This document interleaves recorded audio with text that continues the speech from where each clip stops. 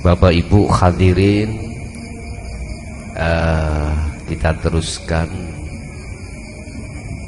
pengajian kita mulai dari syariah, thariqah, hakikat dan ma'rifat.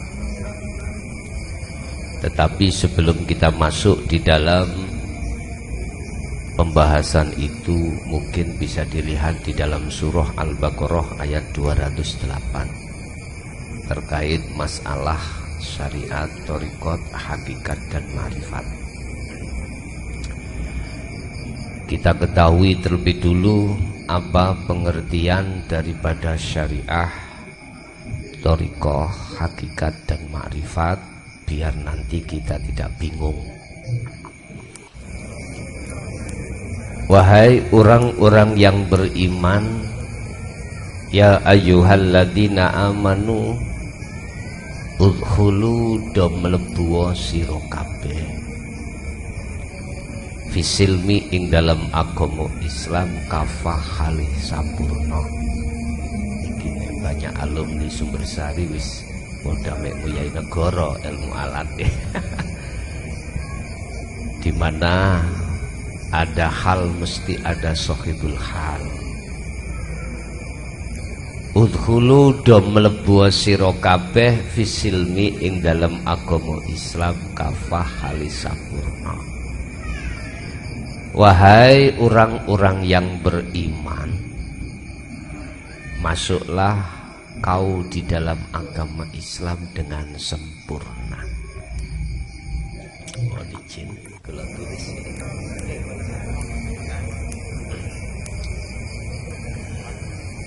sampun iki.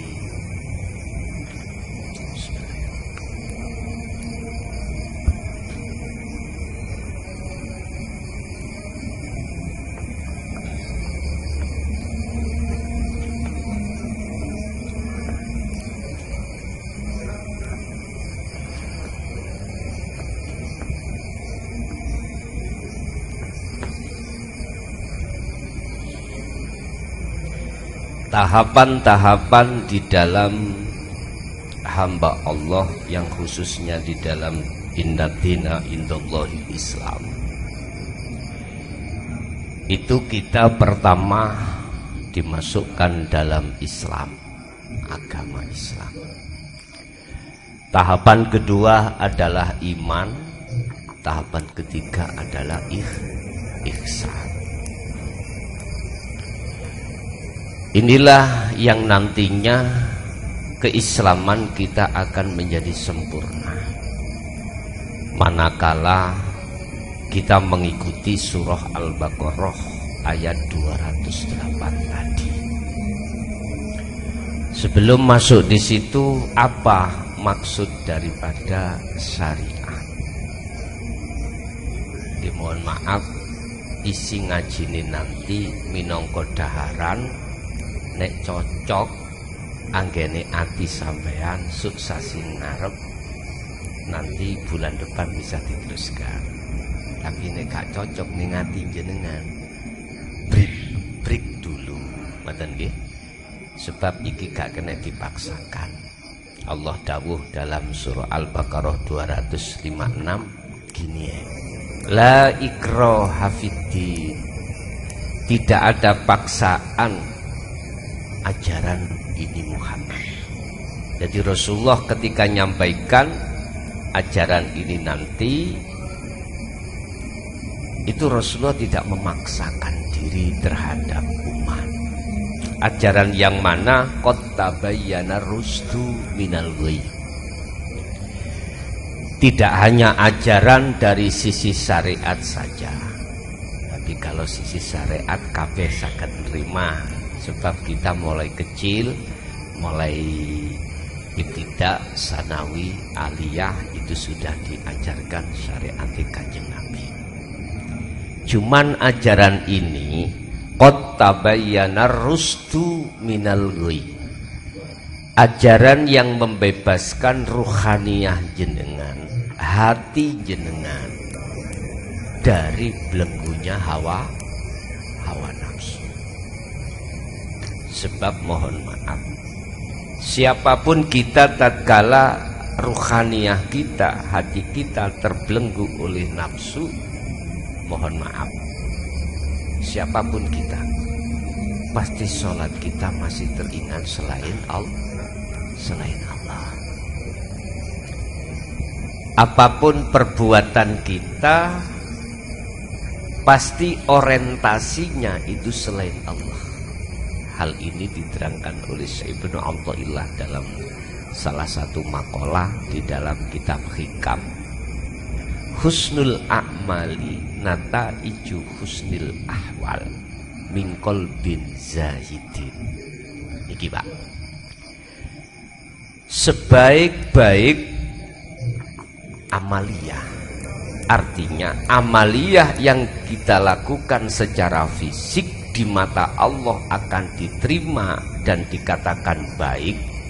Amaliyah apapun ini, apapun, entah sholat, entah zikir, entah baca Quran, entah zakat, puasa, haji, apapun tanpa kecuali. Husnul a'mal utawi bagus-baguse amal piro-piro ibadah jenengan, ikut dikatakan bagus turyon diterima di sisi Allah, manakala nata iju husnil ahwal, apabila bersumber dari hati, keadaan hati jenengan ini bagus. Lah, bagusnya sumber ning ati, keadaan ini yang bagaimana? Mingkol bin zahidin, dari hati yang condong makrifat pada Allah.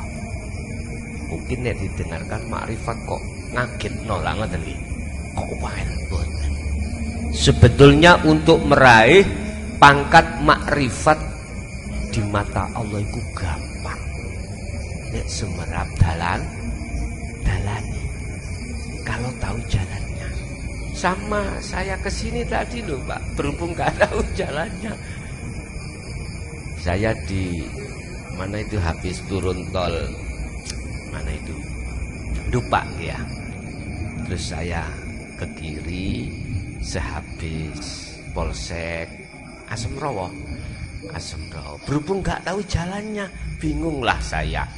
Sherlock belum megang, alamatipun wow nggih mboten. Nggih jane jelas tapi Sherlock mboten saged begini. Wis piye iki? Bingung kula. Wis gini aja. Kula ndamel status tolong dijemput di sebelah Polsek Asemrowo dan atau dikasih Sherlock. Nek enggak, saya kasih waktu 30 menit, biasanya nek mboten kula kundur. Biasanya ngoten kula. Tapi dereng nanti ngoten niku. Dereng nanti nganti pulang dereng nanti ngoten. Lah, sama toh. Karena saya tidak tahu jalan. Coba jenengan yang sudah tahu jalan ke sini, mboten tanya-tanya. Langsung jujuk saja. Saya masih ada keraguan.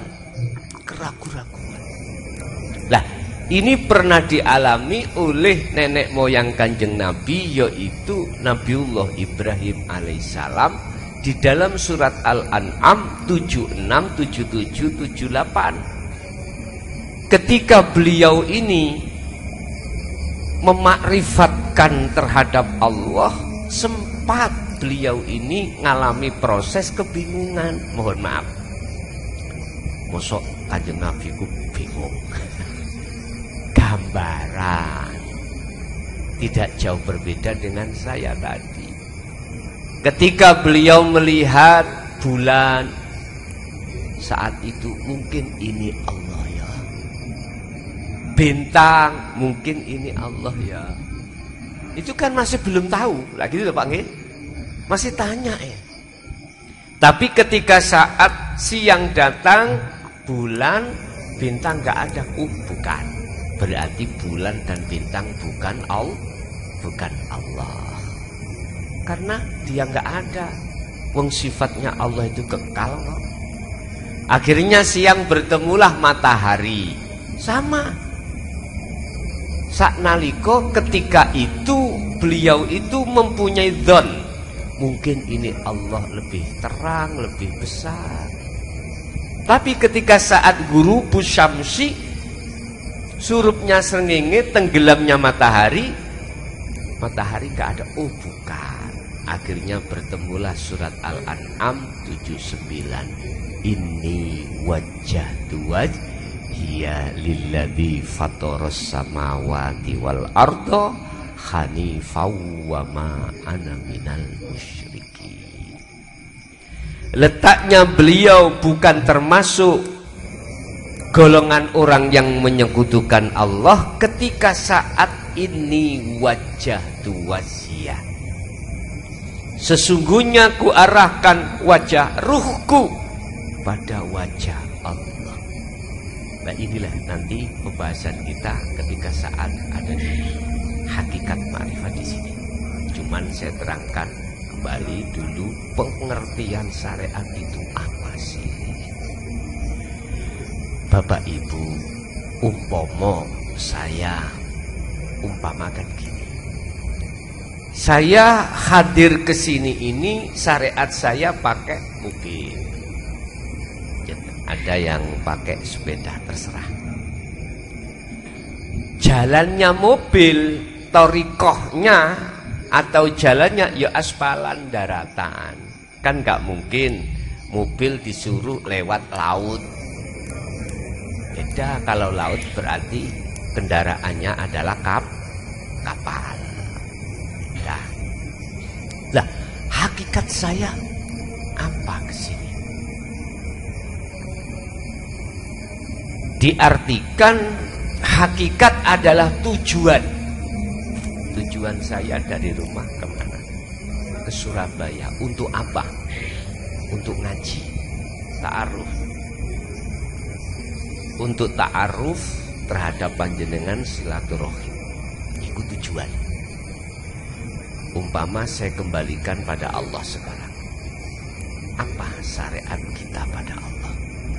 Otomatis mengikuti syariat Kanjeng Nabi. Mana syariat Kanjeng Nabi? Seluruh ilmu pengetahuan tentang apa yang akan kita laksanakan. Contoh sholat itu wonten ngelmune mboten?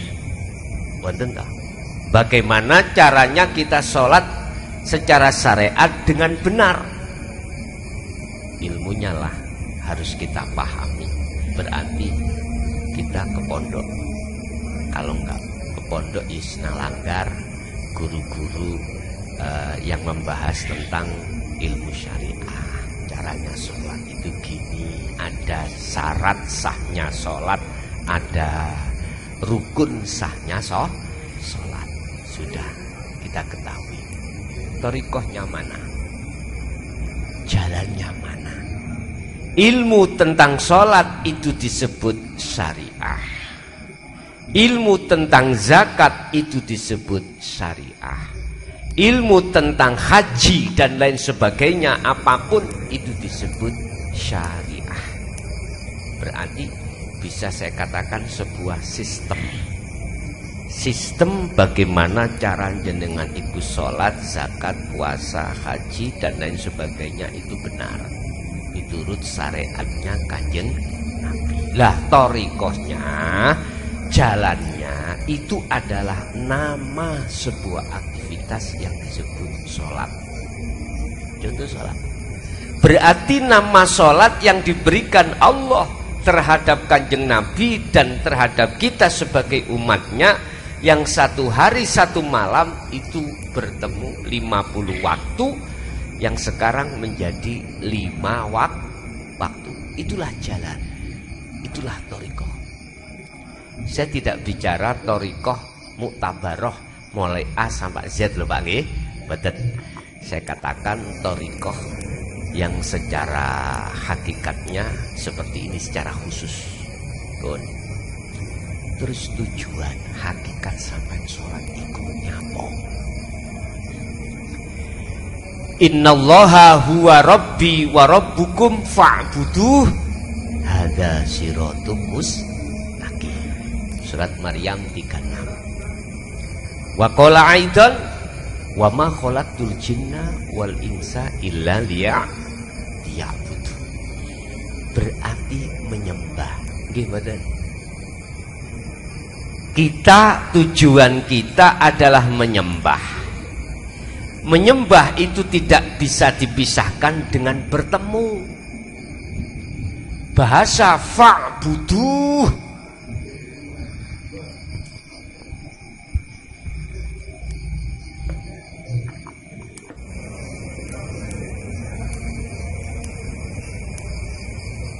bertemulah kau terhadap-Hu Allah.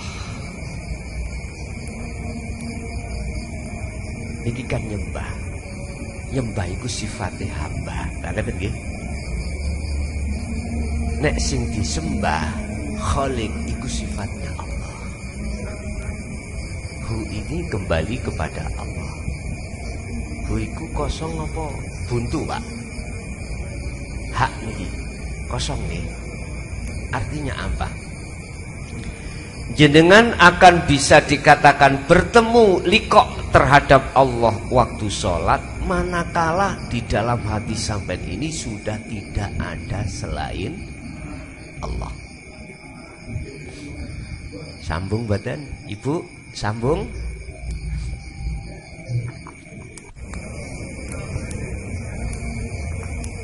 Kalem-kalem nggih, ngajine mboten kenging dipaksa.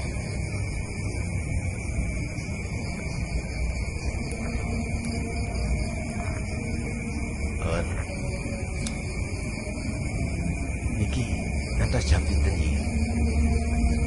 Ngaten nggih. Pun ngaten. Jenengan mengki kula paringi wekdal tanya jawab. Apa yang ketika saat ku jelaskan ini ada yang gak paham, tolong nanti ditakoki, ditanyakan, ya. Nanti ada waktu sesi tanya jawab. Pun. Hakikat kita sholat adalah menyembah Allah. Lah, menyembah itu tidak bisa dipisahkan dengan pertemuan. Artinya, yang menyembah harus ketemu siapa yang disembah. Sama kula kali jenengan iki. Hakikat saya tadi adalah dari rumah untuk silaturahim, untuk ta'aruf, untuk ngaos bersama. Nah, ketika hakikat iki numpang di atas syariah thariqah, menyatakan hakikat, sampai di sini inilah disebut makrifat. Makrifat itu bertemu, berarti nyatanya hakikat, tujuan adalah makrifat, disebut makrifat. Konteksnya dalam hal sholat thariqah, sholat di dalam Al-Quran, mana ayat yang menjelaskan tentang masalah sholat mesti kakak-kakak memakai kalimah koma, bukan fa'ala. Bukan. Ayo sampai cari di dalam ayat manapun kalau membahas masalah sholat mesti memakai kalimah koma. Koma asluhu qawama ala waznin fa'ala. Wazane mengikuti fa'ala. Loh, ada apa pengertian antara koma dengan fa'ala? Inilah Pak yang membedakan. Kula 23 tahun mempelajari Al-Quran, mencari di dalam Al-Quran, tidak pernah saya temukan ketika saat ayat itu bicara tentang masalah sholat memakai kalimah fa'ala. Gak ada. Ternyata koma. Hafidu ala sholawah wassolatil wusta waqumu la lillahi qanitin ay khashi'in. Jagalah sholat 5 waktu yang dilakukan oleh jasmani, dan juga jagalah sholat wusta, sholat yang dilakukan oleh ruhaniyah. Ini sudah, kalau sudah kemasukan ilmu hakikat untuk menuju makrifat, bisa Pak, jenengan ruhnya itu sholat. Wakumu, dan tegakkanlah lillahi karena Allah, qanitin ay khashiin. Khashi berarti wajib khusyuk. Lah kita tidak bisa Pak sholat khusyuk. Tarkibe khusyuk itu fa'buduh, sing nyembah, yang menyembah harus bertemu dengan yang disembah. Berarti kita hamba atau makhluk ketika menghadap Allah harus bertemu Allah. Itu makrifat. Ini tidak bisa kita lakukan manakala Islam kita belum sempurna. Belum. Manakala kita belum sampai mencapai tingkat makrifat, tidak bisa Pak. Nah, oleh sebab itu saya hadir di sini Surabaya mungkin tambah Rejo, tambah asri, tidak ada niat apapun kecuali kula ta'aruf, silaturahim, kita ngaji bareng untuk meningkatkan bagaimana sholat kita yang asalnya teringat selain Allah, biar hanya teringat Allah, dan atau bagaimana sholat yang terjadi pada diri kita itu yang asalnya tidak khusyuk, biar menjadi khusyuk. Nanti kita harus dipraktekkan juga.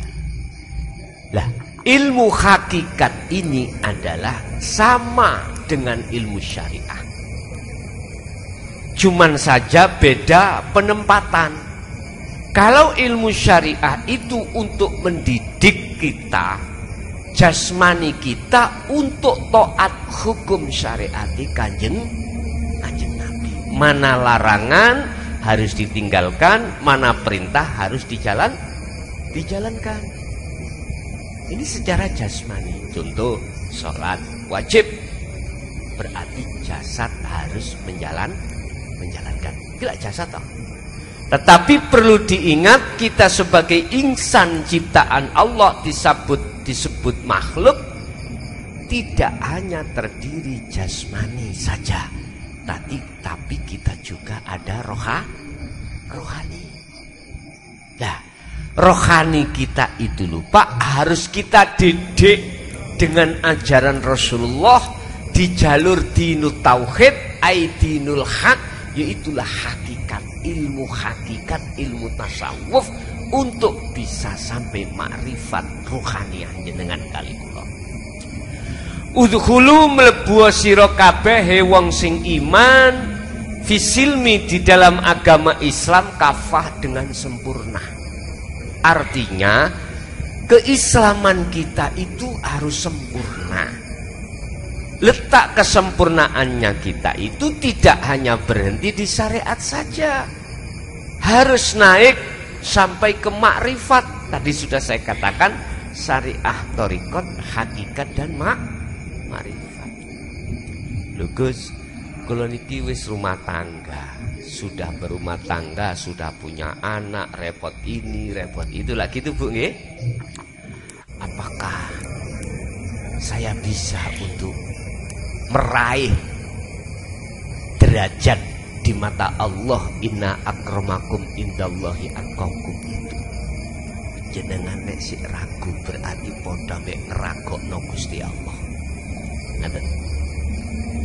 Kalau tanya, mampukah kuasakah Allah menggendaki jenengan iku sampai ke makrifat senajan dan walaupun panjenengan kali kula ini dalam posisi repot-repot, mampukah? Ayo. Allah sampun dawuh innallaha ala kulli syai'in qadir. Kuasakah Allah menggendaki jenengan walaupun jenengan secara akal gak mungkin bisa sampai makrifat karena tidak ada garis kewalian keturunan ini.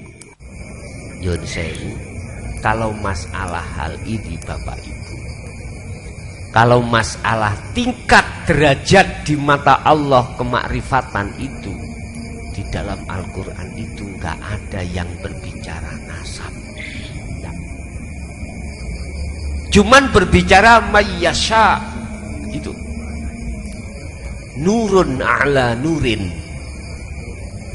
utawi cahaya itu di atas cahaya, beberapa cahaya, maksudnya itu adalah cahaya ma'rifat.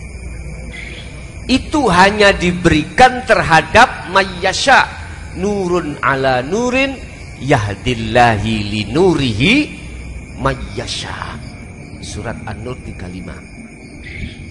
Cahaya ini, cahaya makrifat itu akan Allah berikan di dalam hati hamba yang dikehendaki. Siapa yang dikehendaki itu? Az-Zumar ayat 17-18. Allah berkata, yastami'unal qaul wa yattabi'una ahsan. Nah, ini cirinya. Itulah seseorang yang ketika saat ajaran Rasulullah qad tabayyana rusdu minal ghoi tadi nggih, ajaran yang membebaskan ruhaniyah jenengan dari belenggunya hawa nafsu itu kita terima. Berarti ajaran hakikat ma'rif menuju ma'rifat ini harus jenengan terima. Walladzi waqala aidon walladzi arsala rasulahu bil huda wa dinil haq. Dialah Allah yang mengutus utusannya Muhammad bil huda dengan membawa petunjuk wa dinil haq aidinu tauhid niki Pak, agama yang mendidik ruhaniyah jenengan supaya mengesahkan Allah, bukan menyekutukan Allah. Menyekutukan Allah itu nih ini Pak, sederhana. Dengan jengkulah di depan saya ada kopi. Terus kopi itu lo angkat, terus saya minum. Mohon izin ya. Terus di dalam hati saya itu ada iman. Kopi ku rasanya pahit apalagi. Pahit ya. Kalau gula rasanya manis. Oke. Hatiku ada iman, ada nur, keyakinan bahwasanya datangnya pahit itu dari kopi, manis dari gula, berarti gula niki menyekutukan Allah. Lembut nggih? Lembut sekali. Makanya niki Syekh Ibnu Athaillah mengatakan, jangan pernah ada syirik khafi dalam hatimu. Jikalau ada, maka kamu tidak akan pernah bisa sampai pada Tuhan, pada Allah. Di dalam Al-Quran Allah katakan di dalam surat Al-Luqman, surat Luqman ya, ya bunayya la tusyrik billah inna syirka la dzulmun adzim. Niki Bapak Imron iku pesen kepada putra-putranya, ya anak putuku, wahai anak cucuku, termasuk kita sebetulnya itu. Janganlah kau menyekutukan Allah. Walaupun persekutuan iku syiriknya di syirik khafi, tidak di syirik jali. Jali itu jelas sudah. Jangan nyembah selain Allah berarti syirik. Jali ya niki wau. Saya beriman bahwasanya makhluk itu bisa mendatangkan manfaat. Makhluk berarti kopi, gula itu kan makhluk Pak Bugi. Itu bisa mendatangkan manfaat, bisa mendatangkan rasa. Berarti secara pandangan hakikat saya ini masih keselilitan. Apa ya keselilitan ya? Terselip hati saya syirik khafi. Dan inilah yang menjadikan rohania saya, hati saya tidak bisa makrifat pada Allah. Lah, lewat Rasulullah Muhammad ini Allah perintahkan untuk menyampaikan dinut tauhid, untuk menyampaikan dinul haq, supaya jenengan kali kula mengenal ilmunya, bagaimana caranya menghilangkan, menafikan syirik khafi di dalam hati kita. Wa man kana yarju liqa'a rabbih falyamal amalan sholihan wala yusyrik bi'ibadati rabbih ahada. Al-Kahfi ayat 110. Jikalau kau ingin bertemu Allah Tuhanmu, kau harus pertama selalu melakukan perbuatan yang bagus. Perbuatan bagus itu jangan dianggap secara fisik saja, harus secara rohaniah juga lebih-lebih. Apa perbuatan rohaniah yang bagus? Mohon maaf, termasuk jenengan kali kula ati qanaah, nerima apa yang diberikan Allah, walaupun yang diberikan itu terasa menyakitkan. Contoh, kita itu sakit nggak sembuh. Kita di rumah pinginnya makan ikan daging, tapi setiap hari Allah kasih hanya ikan asin. Loh, memang Allah memberikan itu. Kalau di dalam hati kita menanamkan qanaah, nrimo ing pandum, maka hati kita akan damai. Lah, Anda tidak akan pernah bisa bersikap hati qanaah manakala jenengan iki belum kenal dan bertemu Gusti Allah. Mboten saged, Pak. Sebab kita itu di dunia ini dihadapkan Allah tidak hanya perkara enak-enak aja loh ya. Perkara pasti enggak, takdir mesti enak enggak. Siapapun kita pasti suatu saat akan dihadapkan takdir sangka Allah itu yang enggak ngenakno hati.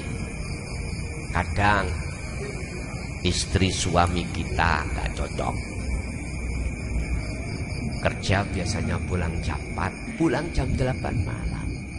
Curiga. Lagian HP-nya biasanya tidak di password, ini di password. Curiga. Biasanya HP-nya itu digelendangkan. Apa digelendangkan? Digeletakkan. Sekarang tidur nang WC di bawah. Lah, ibu curiga betul? Curiga. Lu kayak enak. Sama bapak ya akan curiga terhadap si Umi, gitu. Tatkala melakukan sesuatu yang tidak sewajarnya, sama. Ketika jenengan ditinggal abinya kerja di rumah WA terhadap orang lain, cuman tidak diketahui. Suatu saat Allah buka. Ada indikasi hubungan dengan orang lain. Loh, bisa jadi Allah menghadapkan hal yang seperti itu, Bapak Ibu. Yaitu perkara yang tidak enak. Ayo, sapa sing saweneng dihadapno perkara gak enak? Enggak ada. Mesti menjadi hati bikin gelisah. Ini manakala kita belum bisa qanaah. Lah, qanaah itu dengan sendirinya akan tercipta di dalam diri jenengan kali kula akan terjadi di dalam hati kita manakala kita itu sering-sering bertemu Allah Subhanahu wa ta'ala. Ini Pak. Dengan begitu maka Allah katakan ala bidzikrillahi tatmainnul qulub. Yang dimaksud fal ya'mal amalan sholihan secara ruhaniyah sampai iku sering eling nang Gusti, sering ingat pada Allah, sering berzikir hati sampean pada Allah. Rasulullah sendiri dan para pengikutnya yang setia, alladzina yadhkurunallaha qiyaman wa qu'udan wa ala junubihim. Ketika beliau berdiri, ketika beliau duduk, ketika beliau berbaring, selalu hatinya berzikir datang Gusti. Tidak dibuat ngelamun urusan dunia, enggak. Hati lo ya, hati. Ini beliau-beliau itu seperti itu. Lah yang dimaksud zikir ingat di sini tidak harus disebut Allah, baik dalam lesan maupun hati, tidak. Tidak harus loh, jangan salah paham. Tidak harus. Sebab yang dimaksud zikir ya kan bahasa Arab toh, bahasa Quran. Kalau di bahasa Indonesia kan ingat. Kalau bahasa Madura apa? Engak. Engak. Indonesia itu kayak bahasa Pak. Maksudnya engak ada. Coba kita ya. Maksudnya ingat, dalam hati sampean itu sadar. Ingat. Sing ngaji ku duduk raimu son, ngono lho. Paham maksudnya? Ingat bahwasanya walillahil masyriqu wal maghrib.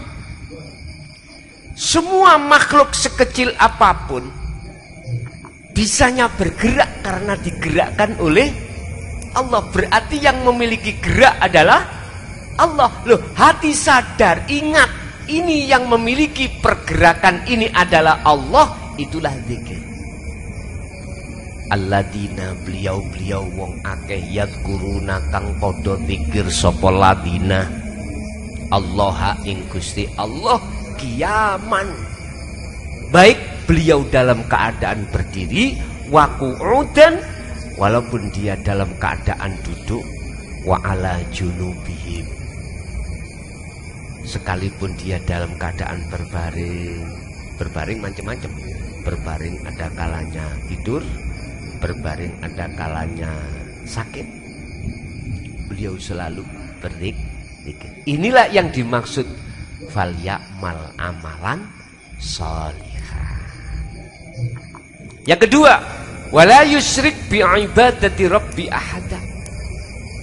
Kau akan bisa bertemu terhadap Allah manakala ketika kondisi jasadmu berlaku apapun. Wala yusyrik bi ibadati rabbi ahada. Kau janganlah menyekutukan Allah. Contoh, kula ngombe wae. Mboten kula ngombe saniki. Hatiku yakin munculnya rasa itu datangnya dari Allah. Dalile la haula wala quwata illa billah. Allahu khalaqakum wa ma ta'malun. Allah lah yang menciptakan kita semua makhluk, dan Allah lah yang menjadikan makhluk itu bisa bergerak. Berarti gerak yang ada diri makhluk itu sebetulnya geraknya Allah. Wa ma ta'malun. Ini Bapak Ibu, untuk masuk ke ranah ilmu itulah penyadaran hati untuk masuk di dalam hakikat menuju makrifat. Inilah umat Islam sejak zaman Khalifah Sayyidina Ali ditutup rapet ngelmu iki. Akhirnya kita sebagai umat manusia, khususnya umat Islam, mohon maaf, hati kita delurung nang Allah. Apa delurung itu bahasa Maduranya? Apa mbak? Delurung, nyelodoh, dan nyelodoh, gitu ya. Hati kita buta pada Allah. Sehingga kita ketika sholat yang kita hadap, mohon maaf Bapak Ibu, kadang menghadap tembok, kadang menghadap sajadah. Kadang-kadang juga kita ada di sop pertama, sop kedua, sementara sop pertama depan kita itu ada orang yang pakai kaos tulisan kecap, mesti membaca ada bangau nih pisan, kecap bangau, itu mesti kita baca. Itu akibatnya Pak. Padahal nyun sewu, miturut Quran Al-Baqarah 238 wajib sholat iku bertemu Allah, alias khusyuk iku wajib. Berhubung ilmu itu disimpen rapet, akhirnya kita jangan heran sebagai umat tidak bisa sholat dengan sesuai dengan Qur'annya itu. Berarti koma ini adalah tidak hanya menjalankan secara fisik, menjaga sholat 5 waktu aja, tetapi koma itu wajib khusyuk. Kalau fa'ala cukup dilakukan jasmani, tidak rohani, tapi koma sekalian rohani. Sehingga mengapa kok di dalam Al-Quran kalau kita bicara sholat menerangkan memakai kalimat koma ada di sini. Menjaga itu melebihi daripada melakukan. Melakukan belum tentu menjaga sudah tentu melakukan. Itu Allah dawuh 238 Al-Baqarah, khafidu jagalah ala sholawah ay al maktubah, ini jamak, berarti sholat 5 waktu. Was sholatil wusta itu adalah, mohon maaf, ahad, berarti sholat tunggal, sholatnya berarti mana? Di setiap saat dan waktu 24 jam ruhaniyah itu wajib menghadap Allah. Dalilnya wa ma khalaqtul jinna wal insa illa aku tidak akan menciptakan jin dan manusia kecuali hanya untuk menyembah. Berarti kalimat bekerja itu secara dohir silahkan, kalimat jenengan kakan, makan atau dahar atau minum, sing penting rohaniyahmu itu ketemu Gusti Allah. Inilah yang menjawab rahasia tentang sholat. Dulu asalnya Rasulullah mendapatkan 50 waktu, akhirnya menjadi 50 waktu itu di total aktivitas sampean 1 hari 1 malam. Gunakan untuk hatimu menyembah Allah. Silahkan kerja jasadmu, tapi ruhaniyahmu tetap menyembah Allah. Bisa nih dikatakan menyembah di mata Allah. Ruhaniyah hati kita harus bertemu Allah, makrifat. Carane piye? Gampang. Dadi nek wis rudalane sampean lakoni baru gampang. Jangan pernah ngelakoni jenengan iki nanti kalau durung tahu jalannya. Tersesatlah kita nanti. Sama dengan saya, nekat aja saya mencari alamat niki wau. Kesasar-sasar. Iya, kesasar nggak sampai. Dan jenengan yang sudah sering kesini sambil merem itu tuh nyampe tepat. Sholat kalau jenengan sering bertemu Allah di situ, maka dipastikan jenengan aktivitas sholat akan bisa bertemu Allah di di luar aktivitas sholat itu pasti akan bisa bertemu Allah. Sudah tahu jalannya, sudah tahu alamatnya, sering kita lewati dan sering kita bertemu Allah. Kata Rasul, fa aina ma kunta ittaqullaha haitsu ma kunta. Dimanapun kau bertempat, maka bertakwalah kau. Artinya bertemulah pada Allah. Allah itu tidak jauh.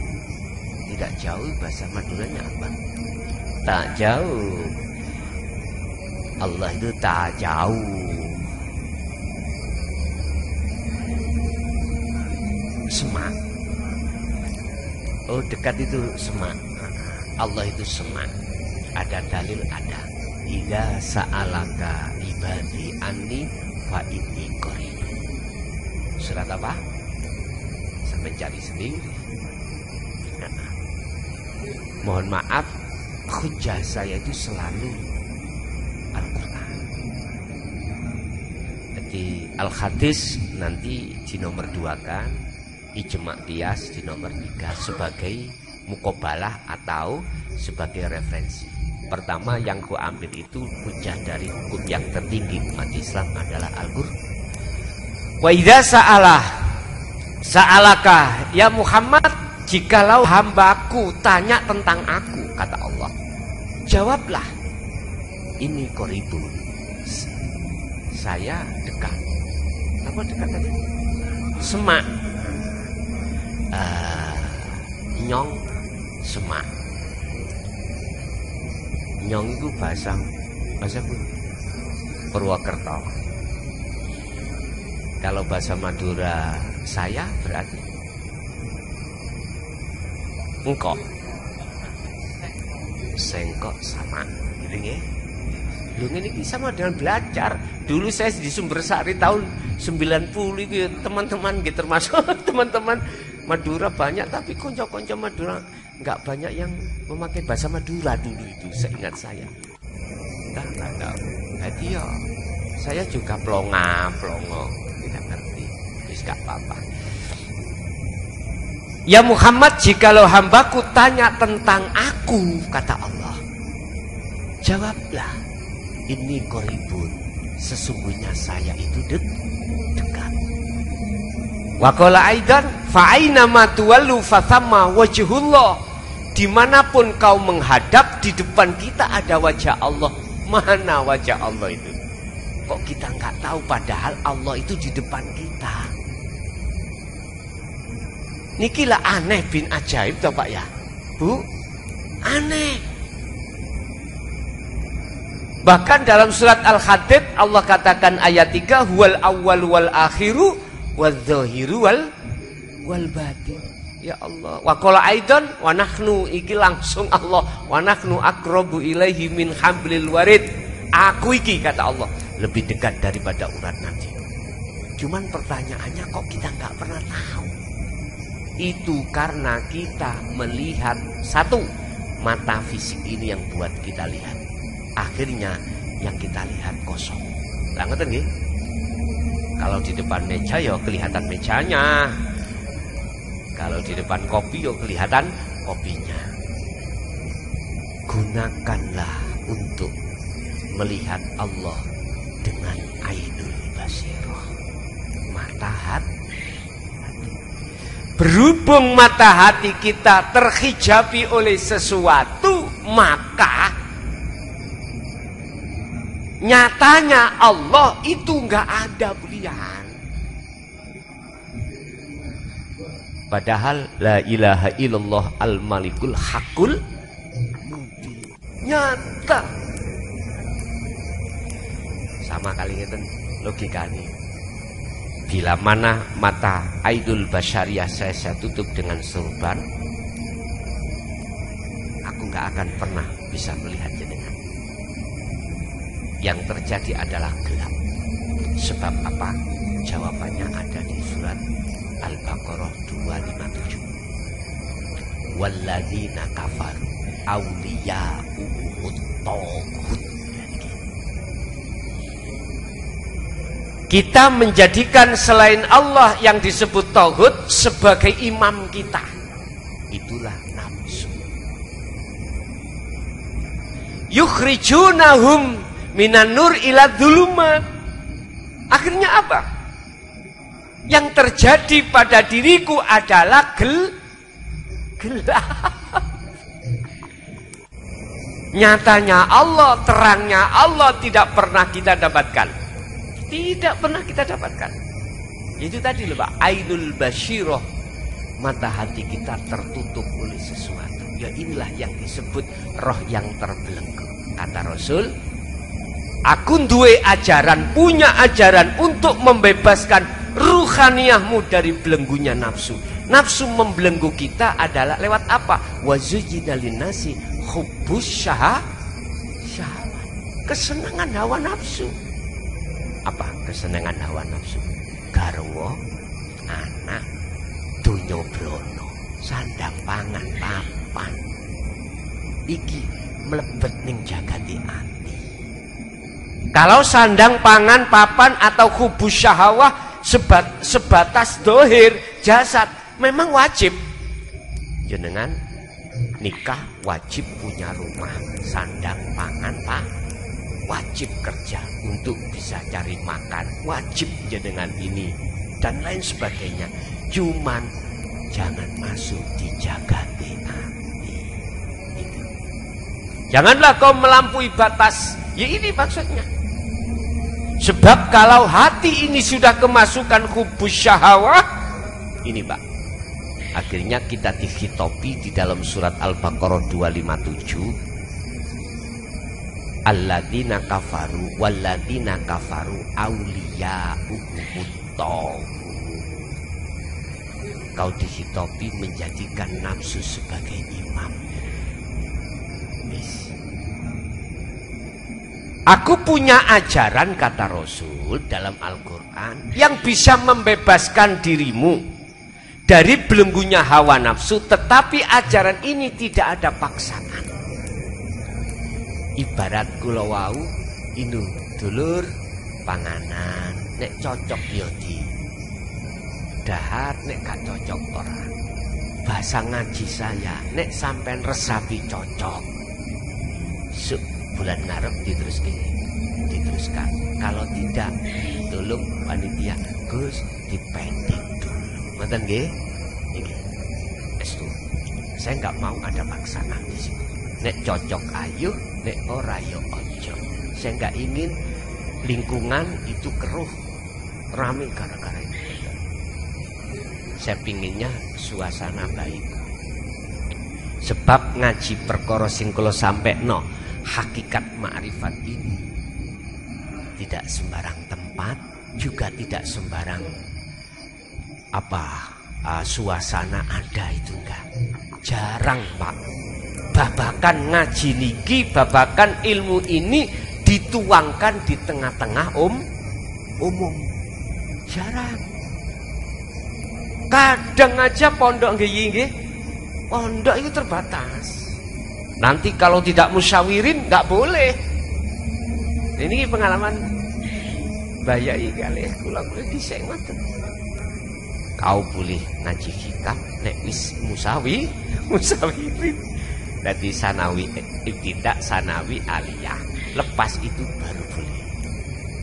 Nah itu. Mohon maaf. Saya katakan sebab ajaran ini gak mesti ada di tengah-tengah umum, jarang. Loh, saya memakai hujah apa? Kok berani menyampaikan di tengah umum seperti ini tanpa pakai isyarah? Yun sewu dibuka surat Al-Hijr ya, ayat 94 sampai 99. Bagaimana ketika saat Rasulullah menjelaskan tentang ajaran dinul haq ini, dibenci, dicaci, bahkan di kaum Taif niku Bapak Ibu diantem kontoran onta. Nek cara umpama sakniki peceren banyu pecer dauncal niku lho, ngoten lho. Tidak hanya cukup di situ. Di kaum kafir Quraisy, Abu Jahal, Abu Lahab, bagaimana bencinya beliau itu terhadap Rasulullah Sallallahu Alaihi Wasallam, Sampai beliau diperintahkan Allah untuk hijrah ke Madinah karena kaum kafir Quraisy itu merencanakan untuk membunuh Rasulullah. Tapi tetap yudi selamat ke kali Allah. Berat Rasulullah itu, Pak. Sejarah terulang kembali Sayyidina Ali. Beliau punya 2 karung ilmu, manakala 1 karung itu disampaikan, beliau akan ditabras lehernya. Terjadi ke kasus Karbala. Ya. Bahkan Hasan Husain putranya beliau Sayyidina Ali sebagai cucunya baginda Rasul disikat habis. Sinten? Sejarah mengatakan kaum Khawarij itu, Pak, apal Quran, apal hadis, Pak. Iya. Nah, sejak itulah Allah tutupi ilmu ini pada hambanya yang dikasihi atau aulia-aulia Allah. Ditutupi, artinya disimpan rapat karena memang kondisional. Akhirnya muncullah tahun 2014.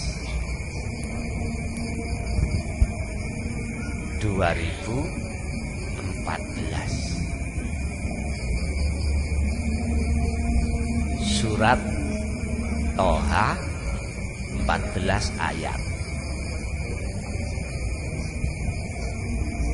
Nah, sebelum tahun 2014, para masyayikh ini olehnya menyampaikan tentang rahasia Allah, ilmu hakikat nujum makrifat itu klesik apa?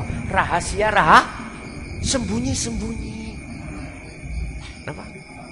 Tok.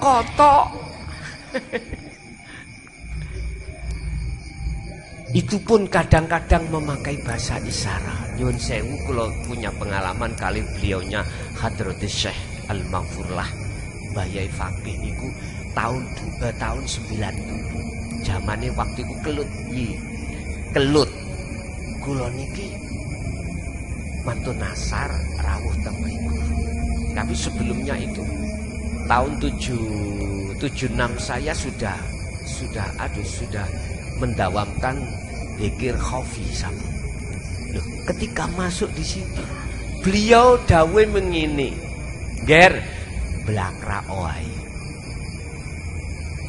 Padahal tujuan saya ada di situ adalah untuk memperdalam ilmu alat. Tapi beliau dawuh ger blakra oai. Blakra iku apa? Dolin. Nah, kluyurono ae. Gue langsung matek dalam hati saya. Mosok konangan nih. Yang saya bawa mulai tahun 76 ini. Saya menyimpang zikir niku mulai tahun 76 iki, Pak. 90 kula rawuh dateng Mbah Yai, terus kula niki boten dikengken mondok ngaji kitab boten, malah disuruh keluyuran. Iku dawuh beliau. Bahasa keluyuran, blakra itu sudah saya sudah punya jawaban. Udah punya jawaban. Apa sih blakra? Hanya satu tujuannya. Fa inama tuwallu fathamma wajhullah. Dimanapun kau berada, disitulah ada wajah Allah. Temui. Disuruh menemui. Itu dengan bahasa isyarat. Lah, menjelang tahun dan sampailah tahun 2014 kemarin Bapak Ibu. Ketika saat itu YouTube mulai beredar. 20 adalah surat Toha. 14 adalah ayat. Di situ dikatakan innani anallah la ilaha illa ana fa'budni wa aqimis shalah li dzikri. Berarti tauhidnya itu sudah sampai la ilaha illa ana. Kita di dalam Al-Quran diajarkan tauhid tahap 4, Pak. Pertama, la ilaha illallah, di syariat munculnya dzikir jahri. Kedua, la ilaha illahuwa, di thariqah munculnya dzikir khafi atau sirri. La ilaha illa anta, itu dari hakikat munculnya adalah dzikir sirrul asrar. La ilaha illa ana, di dalam makrifat munculnya fanaul dzikr. Lengkap syariat, thariqat, hakikat dan makrifat. Ini muncul 20 dan 14. 20 adalah surat ke-20, berarti namanya surat Toha. 14 adalah ayatnya. Ternyata di situ berbunyi, sesungguhnya aku itu adalah Allah. Tidak ada Tuhan kecuali aku, sembahlah aku. Aku loh Pak ya. Tadi kan pertama Allah, huwa, anta, ana.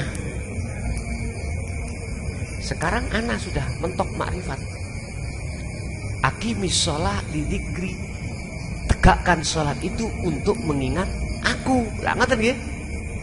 Tapi nyatanya kita umat Islam mengapa khususnya ya, ketika sholat Allahu Akbar, kula pekerjaannya itu adalah maklar kambing. Mesti saya kelingan, teringat sama kambing. Lah ngeten nggih. Nah ini loh Pak persoalannya, mengapa kita seperti ini terus, karena tidak dididik tentang ilmu hakikat makrifat, tentang ajaran Allah yang disampaikan Rasulullah tentang dinu tauhid ini. Sehingga kita hanya melaksanakan sholat saja, tidak menjaga sholat. Kalau menjaga sholat mesti harus khusyuk. Ketika khusyuk, hati jenengan mesti tatmainnul qulub, anteng. Walaupun gak punya uang, hati damai. Punya uang, hati juga damai. La farqa bainahuma, hati sudah tidak ada bedanya sudah. Dikasih sakit atau sembuh, tetap hati anteng. Mengapa begitu? Karena ingat, sadar, yang menguasai sakit, sembuh, menguasai miskin, kaya, itu semua adalah Allah. Walillahil masyriq wal maghrib, mulai jagat etan sampai jagat barat, segala makhluk itu milik Allah, dan yang menguasai adalah Allah. Udkhulu, do mlebu, masuklah kau fisilmi, di dalam agama Islam, kafah kali sempurna. Nah ini Pak yang menjadikan kita curiga. Mengapa kita sudah iman kok disuruh Islam lagi? Jawabannya adalah karena iman kita belum ihsan. Ngoten lho. Kata Rasul tentang ihsan, anta budallaha ka'annaka tarah. Ketika jenengan sholat, seakan-akan bisa melihat Allah. Jikalau tidak bisa melihat Allah, maka seakan-akan kau selalu dilihat Allah. Loh, posisi hati yang seperti itu kok belum jenengan kali kula, maka Allah katakan udkhulu, masuklah, sempurnakan Islammu itu. Berarti mau tidak mau jenengan kali kula harus mengetahui ilmu hakikat. Dengan begitu Anda akan bisa keluar dari belenggunya nafsu, akhirnya sampailah Anda ke makrifat. Intinya wonten niku. Intinya materi yang kusampaikan sampai kapanpun, kalau ini jadi diteruskan ngaji di situ Bapak Ibu. Jadi inilah makanan yang kusajikan terhadap jenengan. Manakala makanan ini jenengan rasa di dalam hati jenengan gak cocok, tolong kula nggih boten. Saya juga tidak mau menang sendiri. Enggak. Udah gak usah diteruskan. Kalau cocok, monggo, ayo diteruskan. Karena kita di dunia ini sisa umur kita tinggal berapa? Gak tahu dah. Buka di dalam surat Az-Zumar.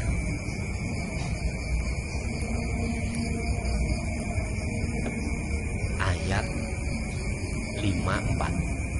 Bagaimana Allah mengancam kita sebagai umat hambanya mati sebelum makrifat. Wa anibu ila rabbikum wa aslimu lahu. Lekaslah kau kembali pada Allah. Imanmu ojo dikopi. Jangan digula, jangan. Imanmu harus pada Allah. Berarti wa anibu, lekas bali sira ila rabbikum maring pangeran sira kabeh. Dengan begitu wa aslimu lahu, Islammu akan sempurna. Wa aslimu lahu, maka pasrahmu itu benar-benar pasrah pada Allah. Lakukanlah hal itu min qabli ayatiyakumul adab. Jangan sampai kedatangan mati. Berarti iman jenengan ini kali kula yang tadinya imannya itu belum ihsan kan.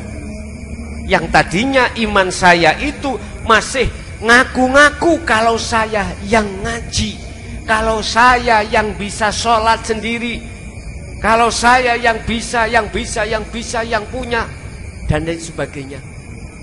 Inilah tanda-tanda kalau hati kita itu masih tersarang syirik khafi. Lekas bersihkan itu dengan cara kembalilah padaku dan lakukan ini sebelum kematian. Jikalau ini tidak lekas sampai lakukan, terus kita itu kedahuluan kedatangan sakaratul maut atau mati, kullu nafsin dha'iqatul maut, maka ayatnya terusnya sumala tunsoru. Kita tidak akan pernah mendapatkan syafaat. Kita tidak akan pernah mendapatkan pertolongan dari Allah. Berarti kita masuk dalam wamin waroihim barzahun. Kita masuk alam barzah dalam keadaan gelap gulit. Bahasa Indonesia ini, bahasa Madura ini gelap gulit aja. Peteng dedet.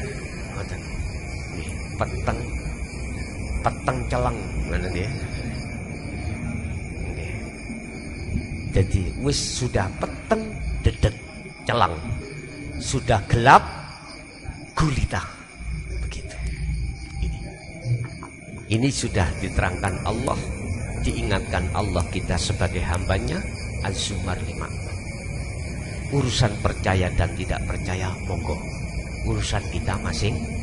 Tapi perlu jenengan ketahui, setiap diri kita yang bernyawa mesti kullu nafsin dha'iqatul. Sekarang sisa umur kita tinggal berapa tidak tahu. Kita mati ya belum tentu. Nunggu umur 90 tahun belum tentu. Ini tidak ada yang tahu. Bisa jadi sebelum tua kita meninggal, bisa jadi. Oleh karena kita tidak tahu, mari kita sadar diri terhadap Allah untuk lekas kembali pada Allah. Terakhir, pesan saya, jenengan jangan mati dulu sebelum sempurna Islami. Ngoten nggih? Sebab nek wis sempurna Islami, apa kata Allah? Surat Al-Baqarah 208 tadi. Wala tattabi'u khutuwati syaiton innahu lakum aduwwum mubin. Kau akan bisa menghindari dari bisikan-bisikan nafsu di dalam hati kita. Iku sebagai pertemuan perdana ya. Yang jelas tak simpulke, kesimpulan ngaji niki kula niki rawuh sowan datang panjenengan ta'aruf silaturahim adalah untuk mengajak bagaimana ruhaniyah sampai itu lekas kembali datang Gusti Allah pada Allah. urusan saya. Serukan, saya ajak untuk kembali kepada Allah. Cara istilah sholat tak ajak untuk yang khusyuk. Umpama jenengan tidak mau, itu tidak salah. Itu tidak salah. Dan saya tidak pernah menyalahkan. Karena setiap diri itu punya proses masing-masing. Begitulah apa yang bisa kami sampaikan. Kita masuk pada sesi tanya jawab. Barangkali jenengan ada yang kurang paham apa yang sudah ku jabarkan tadi, monggo menawi ditangklep ditanyakan.